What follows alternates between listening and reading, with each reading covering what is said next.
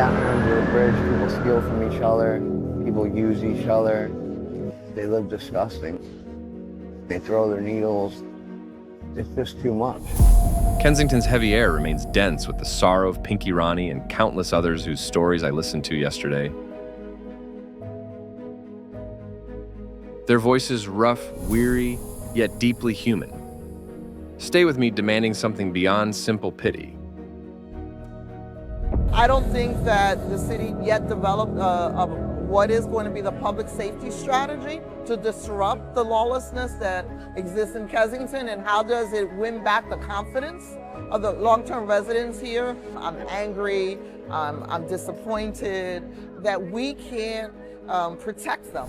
Day 2 left me questioning who let them down, the system, or every one of us. I think the city may have learned a little bit from that and has now increased their resources.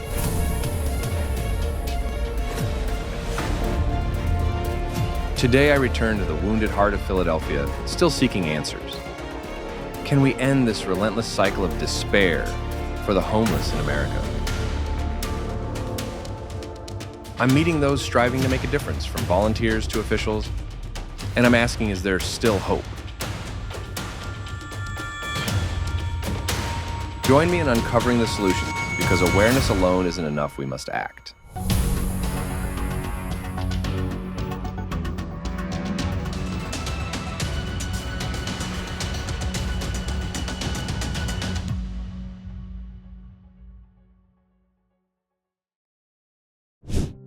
From heartbreak to hope, a search for answers.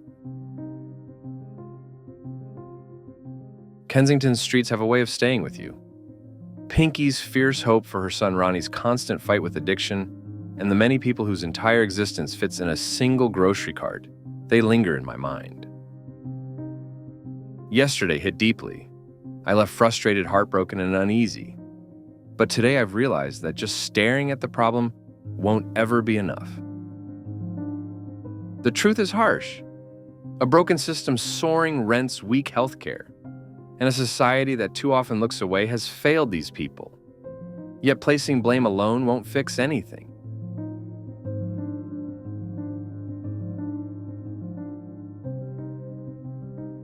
So I'm here to listen, to dig deeper, to learn what's already being done, and what else might be done to support people like Pinky and Ronnie.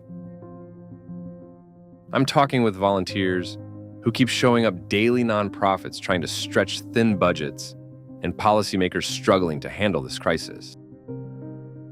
Their persistence sparks a fragile yet genuine hope inside me. Change is never easy, but it's within reach. The questions that burned yesterday, who's responsible? The government society us still echo, but I've moved past blame. I'm here for solutions. I want to see what's truly happening on the ground. How can we end the cycle of homelessness instead of merely managing its symptoms? How can communities step in before hopelessness becomes routine? These are the truths I'm after.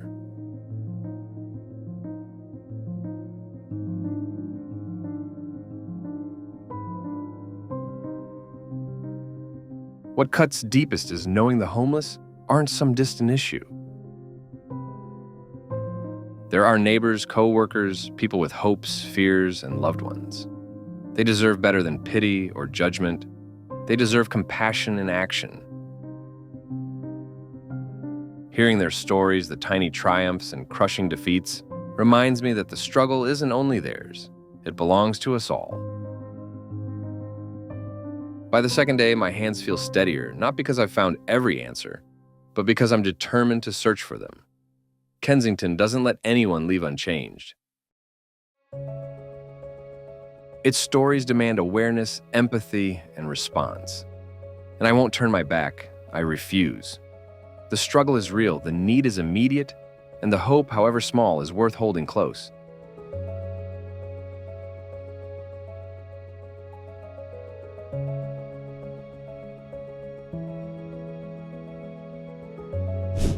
The silent warriors, nonprofits on the front lines.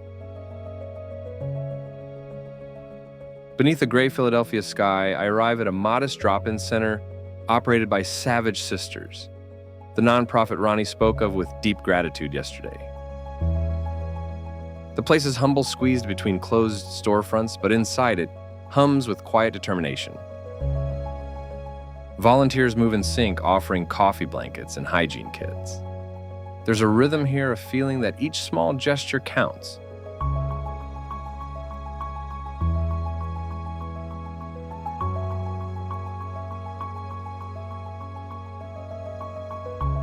I meet Sarah, a caseworker whose weary eyes still carry a determined spark.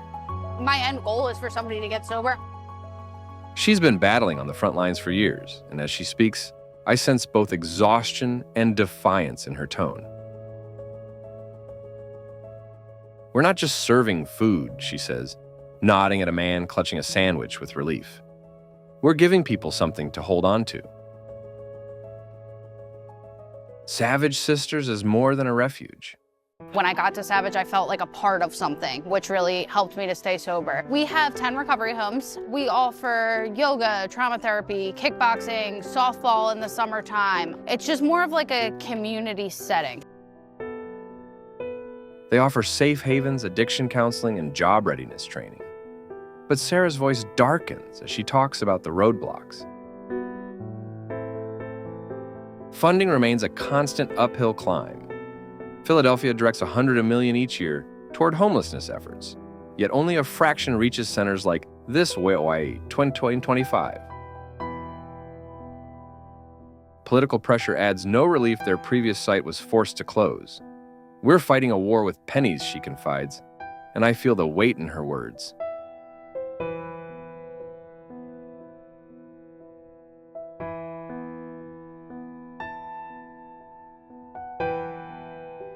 Still hope glows here, like a flicker in the storm. Sarah recalls a man much like Pinky, who got clean and found work after months in their shelter. Those victories keep us alive, she says, but we need thousands more beds. According to HUD 2024, nonprofits like Savage Sisters assist about 500 people every week in Philly, yet they do it on just $1 million in funding. Watching Sarah and her crew at work leaves me both uplifted and angry. Uplifted by their endurance, angered by a system that lets them bear the heaviest burden alone. These quiet warriors push forward endlessly, while the homeless in America still struggle for shelter, food, and dignity.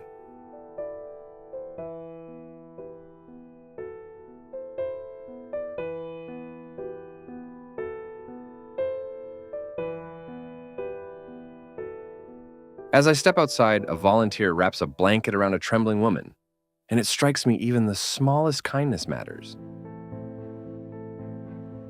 Savage Sisters prove what can be done, but their mission can't grow without genuine backing funding and reform.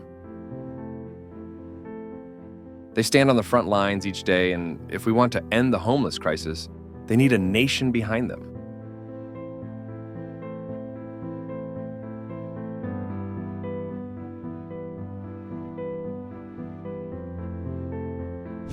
The system's promise and pitfalls. Can policy save us?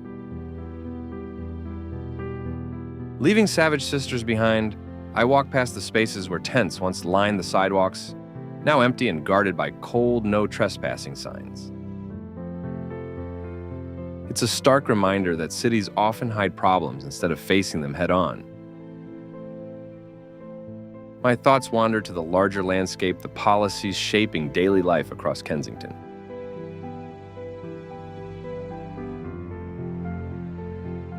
Philadelphia's skyline rises in the distance, a symbol of progress that rings hollow when surrounded by loss and displacement. Gentrification has displaced longtime locals, like the elderly woman I met yesterday, whose rent soared beyond her modest retirement. Y notes that Philadelphia lacks 40,000 affordable housing units, pushing vulnerable people into areas like Kensington 2025. At the same time, nearly half of those without housing here battle untreated mental illness like Pinky's depression, while public services remain drastically underfunded. NAMI 2025.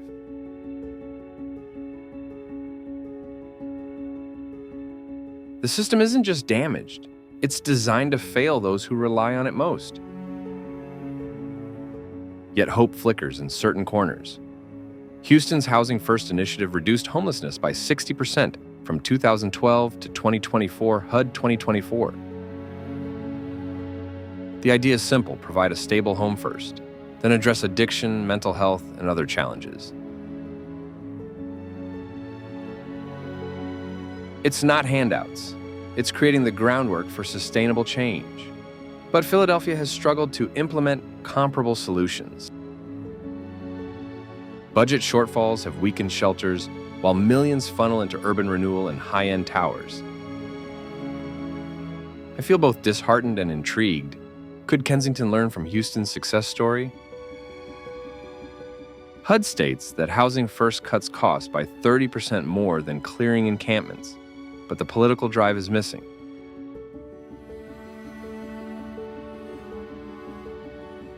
A city official told me off camera, "We focus on appearances, not results." Removing tents may look tidy on reports, but it doesn't save lives. Why do we keep repeating temporary fixes instead of true reform?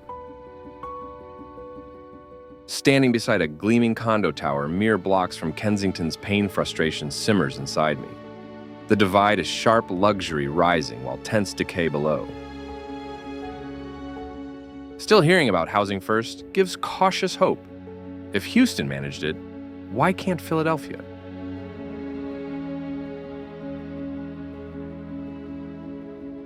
The solution lies in leadership officials ready to value people over profit. I remember Ronnie, who found stability and dignity at Savage Sisters Compassionate Refuge. What if that approach expanded citywide, supported by real funding and firm political resolve? The system has faltered, yes, but it remains repairable. It comes down to determination, ours and the leaders we choose. These reforms could save Kensington, but only if we insist, act, and refuse complacency.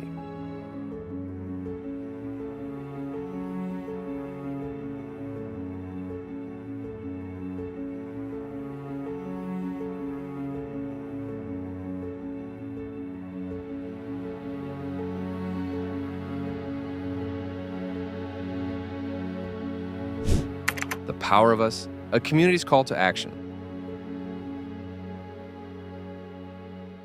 Leaving behind Kensington's cleared lots, I find myself at a small neighborhood gathering just a few blocks away. It's humble, a folding table with coffee dispensers, a few volunteers passing out sandwiches, and a circle of people, some with homes, some without, talking beneath a pop-up canopy. The feeling here is lighter, less burdened, as if simply being together carries its own quiet kind of hope. I meet a volunteer named Emily, moving quickly, carefully, arranging tables and offering everything from cold water to basic wound care.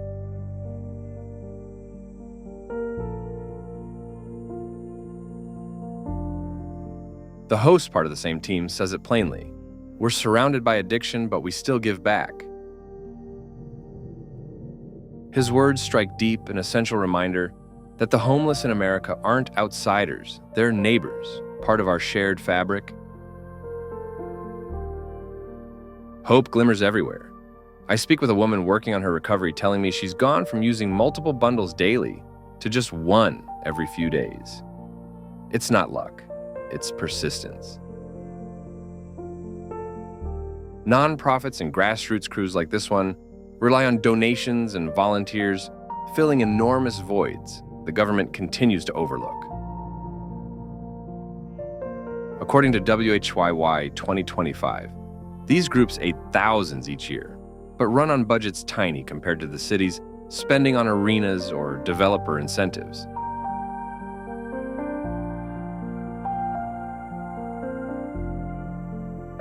It's maddening to picture millions spent on luxury projects while people sleep beneath the freeways. Yet standing here watching a young helper discuss job training with an older man, I feel a flicker of genuine possibility. These small gestures, sharing food, exchanging words, create bridges where barriers once existed. What can one person do against a crisis this vast? The question lingers as I watch things unfold. The answer, I realize, lies in unity. This crew and its volunteers aren't waiting for officials to act. They're stepping forward right now.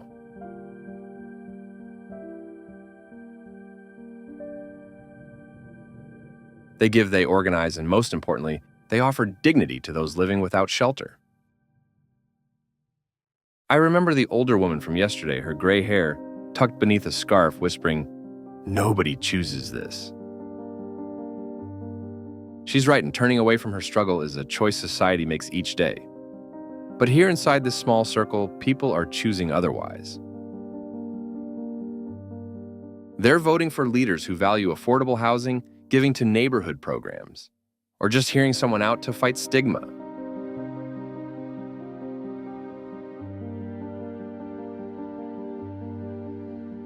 Hoodie 2024 reports that community-led projects in cities like Salt Lake City reduced homelessness by 40% through collaboration proof. We don't need new ideas, just action. As I join the volunteers to pass out supplies, I'm filled with both humility and resolve. I'm no savior, only a man with a camera, but standing here even briefly makes me part of something real.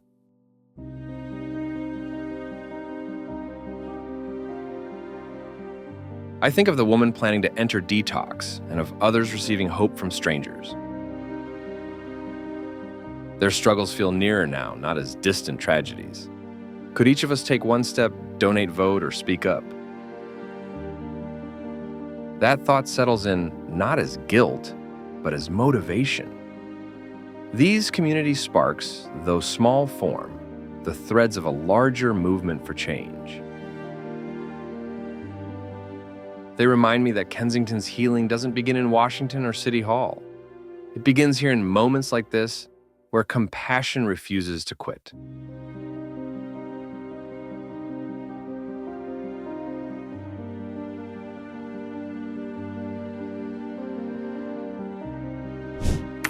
A reckoning whose fight is this.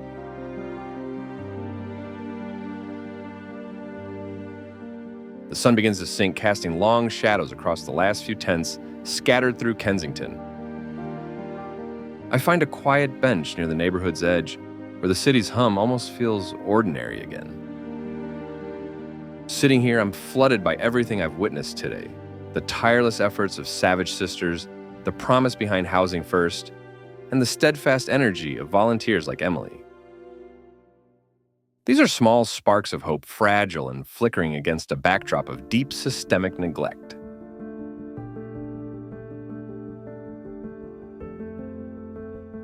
The homeless in America, especially in Kensington, aren't simply unlucky. They're casualties of a nation that prizes profit above humanity. Gentrification has stolen homes, with Philadelphia short some 40,000 affordable units, pushing vulnerable residents into areas like this, which 22 and 25.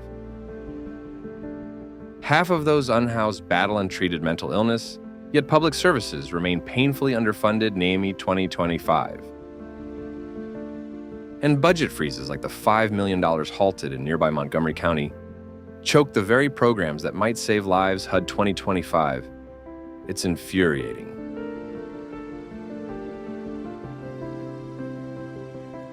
We understand the issues, we even know what can work, yet somehow the cycle continues.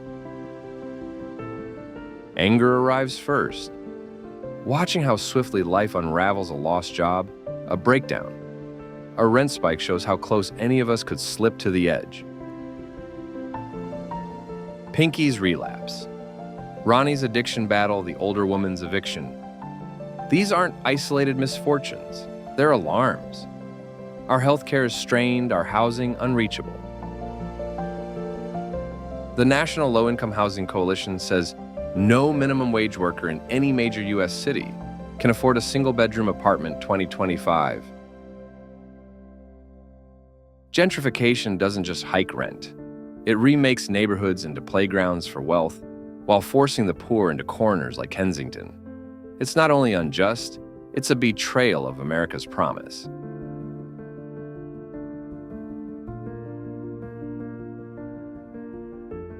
Then guilt settles in. I'm here with a camera documenting pain I can't completely grasp. Tonight I'll return to a warm bed while Pinky and Ronnie keep fighting to make it through. That privilege is heavy. Am I doing enough? And the question belongs to everyone.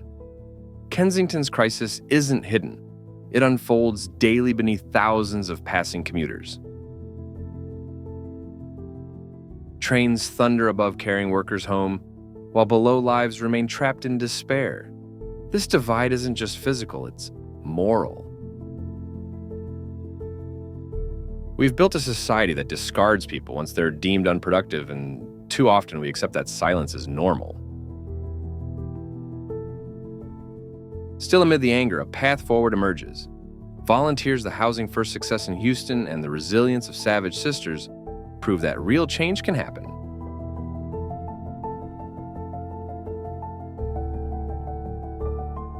Houston reduced homelessness by 60% within a decade by putting homes before headlines HUD 2024. Savage Sisters, surviving on minimal funds, still aids hundreds weekly with compassion and zero judgment. And people like Emily passing out water blankets and care bring immediate relief that truly matters.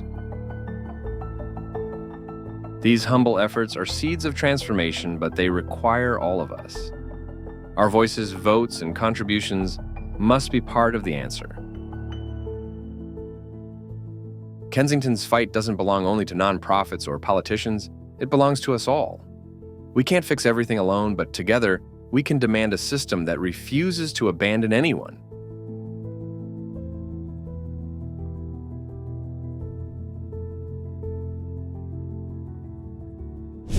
Conclusion, a promise to keep going. I'm driving away from Kensington now, its tense and sorrow shrinking in my rearview mirror, yet the weight of this place stays with me. Pinky dreaming of her son, Ronnie battling for survival, and the countless others whose stories I've held these past 3 days, they're not just faces. They're a call to conscience, a demand that we do better for the homeless in America.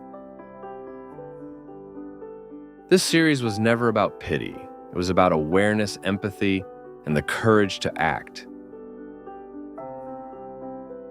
These people deserve far more than sympathy. They need housing, healthcare, and a fair chance to rebuild. Across 3 days, I've witnessed both despair and hope. The first day revealed Kensington's streets like an open wound.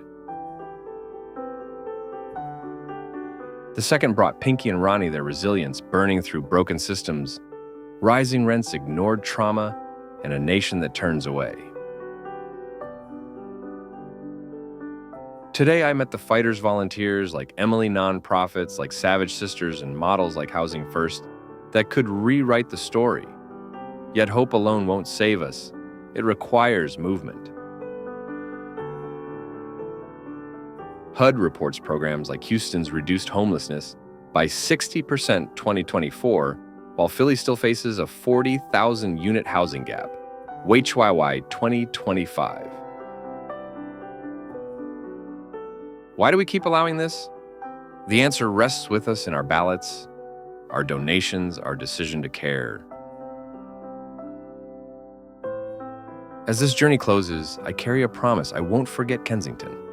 I'll keep asking hard questions, pushing for progress, and amplifying these voices. But the mission belongs to all of us. Can you take one step, share? This film, support a nonprofit, or vote for leaders who put people before profit. The homeless in America are a mirror reflecting the fractures within our nation. Kensington's recovery is possible, but only through collective will. These days have changed me, and I hope they've stirred something in you. Let's not let these stories fade. This is our moment to repair what's broken, to prove we are still capable of compassion and of change.